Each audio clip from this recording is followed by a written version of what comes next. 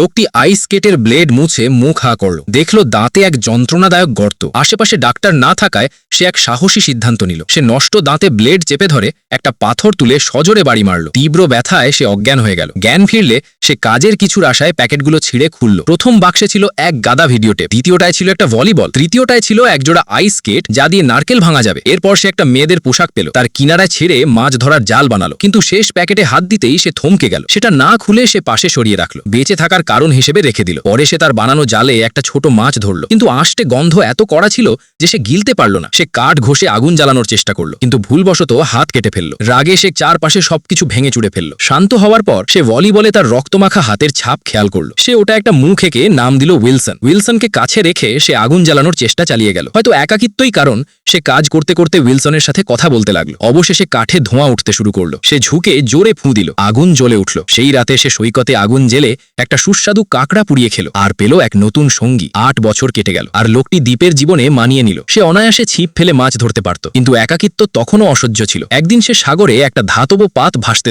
দেখলো সেটা বাতাসে নড়ছে। সে একটা ভেলা বানিয়ে ওটাকে পাল হিসেবে ব্যবহারের সিদ্ধান্ত নিল। সে গাছ কাটতে শুরু করলো, রোদে শুকানোর জন্য বাকল জমালো, তারপর পাকিয়ে দড়ি বানালো। দড়ির জন্য সে ভিডিও টেপগুলো ছিঁড়ল, কিন্তু তবুও যথেষ্ট হলো না। সে উইলসনের দিকে তাকালো। নিজের একমাত্র বন্ধুকে সে দড়ি বানাতে পারল না। মরিয়া হয়ে সে পাহাড়ের চূড়ায় উঠল আর সেই ফাঁস খুলল যা দিয়ে সে একবার আত্মহত্যার কথা ভেবেছিল। এর বদলে সে সাগরে ভাসার সিদ্ধান্ত নিল। সে উইলসনকে সাজালো, পাথরের দেওয়ালে একটা বার্তা খোদাই পড়ল আর উইলসনকে ভেলার সামনের দিকে বাঁধল। সে সেই না খোলা প্যাকেটটাও সাথে নিল। লোকটি আনুষ্ঠানিকভাবে যাত্রা শুরু করলো, নির্ভয়ে ঢেউয়ের মোকাবিলা করলো। এমনকি উইলসনকেও তার সাথে ঝড় সামলাতে উৎসাহ দিল। ঢেউ আছড়ে পড়তেই সে দ্রুত দড়ি খুলে পাল তুলে দিল। ভেলাটি ঝড় থেকে বেঁচে গেল। বৃষ্টি নামলে সে নারকেলের মালায় পানি ধরল আর গর্ব ভরে উইলসনকে নিজের ধরা মাছ দেখালো। কিন্তু সেই রাতে আর একটা ঝড় এসে পালটা ছিঁড়ে নিয়ে গেল। লোকটি উইলসনকে শক্ত করে জড়িয়ে ধরল। ভেলাটা লক্ষ্যহীনভাবে ভাসতে লাগলো। ঘুম ভাঙলে দেখলো উইলসন সাগরে ভেসে গেছে। সে সাথে সাথে ঝাঁপ দিয়ে তার পিছু নিল, কিন্তু উইলসনের দিকে সে যত এগোয় ভেলা থেকে তত দূরে সরে যায়। হতাশায় সে ভেলায় ফিরে এলো, বইটা ফেলে দিয়ে লুটিয়ে পড়ল। সে উইলসনকে আর নিজের বাঁচার ইচ্ছেকে হারিয়ে ফেলেছিল। ঠিক তখনই দিগন্তে একটা জাহাজ ভেসে উঠল। সে তার শেষ বিন্দুর শক্তি দিয়ে 2 হাত তুলল। অবশেষে সে উদ্ধার পেল। 1 মাস পর চাক বাড়ি ফিরল, কিন্তু 8 বছর পর যে প্রেমিকার কথা সে দিন রাত ভাবত তার বিয়ে হয়ে গেছে। তার কোম্পানি তাকে যে স্বাগত পার্টি দিয়েছিল, সামুদ্রিক খাবারের আয়োজন তার কাছে একদম বিস্বাদ লাগলো। সভ্যতায় ফিরে পকেট ঘড়িতে প্রেমিকার ছবির দিকে তাকিয়ে সে গভীর ভাবনায় ডুবে গেল। অবশেষে চাক